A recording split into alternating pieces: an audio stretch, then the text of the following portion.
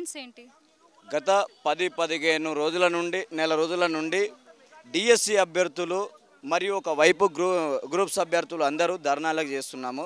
మా యొక్క డిమాండ్ ఏంటి అంటే ఒక 3 రోజుల తర్వాత డిఎస్సి ఎగ్జామ్స్ స్టార్ట్ అవ్వబోతున్నాయి. ఆ డిఎస్సి ఎగ్జామ్స్ 3 రోజుల తర్వాత స్టార్ట్ అవ్వబోతున్నాయని చెప్పేసి ఎంతోమంది డిఎస్సి అభ్యర్థులు నిరుద్యోగులు చాలామంది ఆవేదనకు మానసిక క్షోభకు గురవుతున్నారు. వీళ్ళ న్యాయమైన డిమాండ్ ఏంటి అంటే డిఎస్సిని ఒక 3 నెలలు వాయిదా వేయండి. మాకు చదువుకోవడానికి సిలబస్సు అవ్వలేదు, మాకు చాలా ఎక్కువ మొత్తంలో సిలబస్ ఉన్నది, వివిధ కారణాల వల్ల మేము చదవలేదు. ఇంకొకటి ఏంటంటే మీరు గత ప్రభుత్వంలో చేసినటువంటి నోటిఫికేషన్ను ఇప్పటివరకు చదవలేదని చెప్పేసి మీరు అపోహ మా పైన రుద్దుతున్నారు. దానికోసం మీ గవర్నమెంట్ రావడం కోసము మిమ్మల్ని సీఎం సీట్లో కూర్చోవడం కోసం మేము మాట్లాడినాము, తిరిగినాము.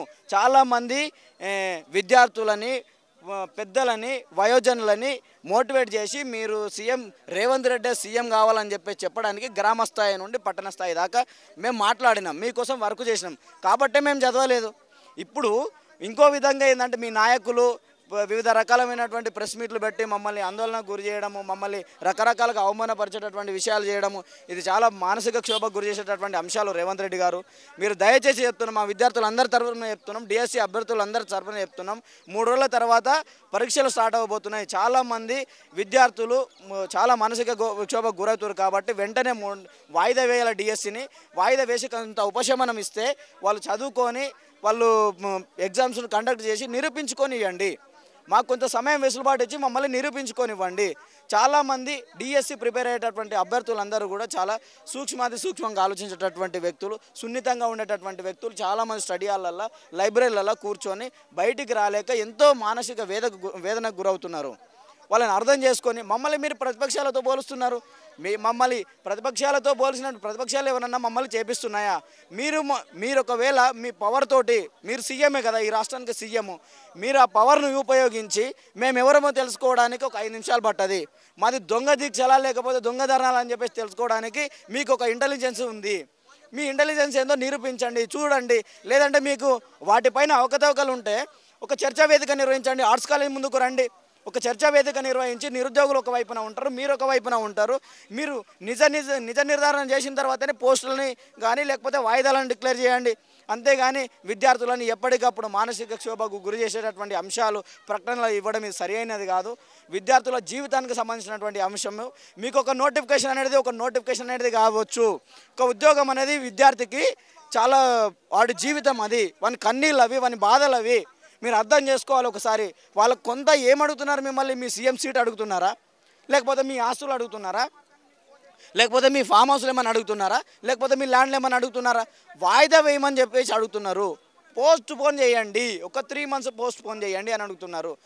ఇది సాధ్యం కాదని చెప్పేసి గ్రూప్స్ అభ్యర్థులను కానీ డిఎస్ అభ్యర్థులను కానీ వేరుగా విభజించి పాలించేటటువంటి ప్రకటనలు చేస్తున్నారు. బల్మూరి వెంకట్ లాంటి ఇలాంటి ఒక కోవర్ట్ బ్యాచ్ ఉండి ఈ ప్రభుత్వానికి రాంగ్ ఇన్ఫర్మేషన్ ఇచ్చుకుంటా, రాంగ్ ఫీడ్బ్యాక్ ఇచ్చుకుంటా మీరు చాలా హేతుబద్ధమైనటువంటి విధానంతో మమ్మల్ని బాగా అవమానిస్తూ, మమ్మల్ని వేరే రకమైనటువంటి హింసాకరమైనటువంటి పదజాలంతో మమ్మల్ని దూషిస్తూ, ఇదంతా సరి అయినటువంటి విధానం కాదు ప్రభుత్వానికి. మీరు చూడండి, నిరూపించండి. మా బాధలు ఏంటి, మా యొక్క సమస్యలు ఏంది, మేము చేస్తున్నటువంటి ఉద్యమం సరి అయిందా కాదా అనేది ఆర్ట్స్ కాలేజ్ వేదికగా మీరు రండి. మేధావర్గంతో చర్చా వేదిక నిర్వహించండి. చేయాలనుకుంటే ఏ విషయమైనా సాధ్యమవుతుంది, చేయొద్దు అనుకుంటే ఎలాంటి విషయమైనా సరే సాధ్యం కాదు. మీరు చేయాలనుకున్నప్పుడు ఎలాంటి అడ్డంకులు అనేవి ఉండవు. ఒక్కసారి గుర్తుపెట్టుకోండి రేవంత్ రెడ్డి గారు, మీరు ఇలాంటి మొండి వైఖరితోటి కనుక ముందుకు వెళ్తే, గత ప్రభుత్వాలకి నిరుద్యోగులు గుణపాఠం చెప్పారు, మీ ప్రభుత్వానికి కూడా ఇదే వైఖరితోటి వెళితే వచ్చే భవిష్యత్ కాలంలో కూడా రాజకీయ భవిష్యత్తు లేకుండా చేస్తారు నిరుద్యోగులు. మీకు మళ్ళీ సీఎం సీటు లేకుండా చేసేటటువంటి అవకాశం కూడా ఉంది. మీరు నిరుద్యోగుల వైపున ఒకసారి ఆలోచన చేయండి. నిరుద్యోగుల సమస్యలు ఫస్ట్ వినండి. మీరు నిరుద్యోగులు తలుసుకుంటే సీఎం సీటును సైతము మార్చినటువంటి చరిత్ర ఉస్మానియా యూనివర్సిటీకి ఉంది. మీరు నిరుద్యోగుల వైపున ఒకసారి సమస్యను అవగాహన చేసుకొని ఆలోచించి నిర్ణయం తీసుకుంటారని ఈ వేదికగా దయచేసి చెప్తున్నాము. రేవంత్ రెడ్డి గారు, మీరు 3 నెలలు డిఎస్సిని వాయిదా వేసి విద్యార్థులకు న్యాయం చేయాలని చెప్పేసి కోరుతున్నాం.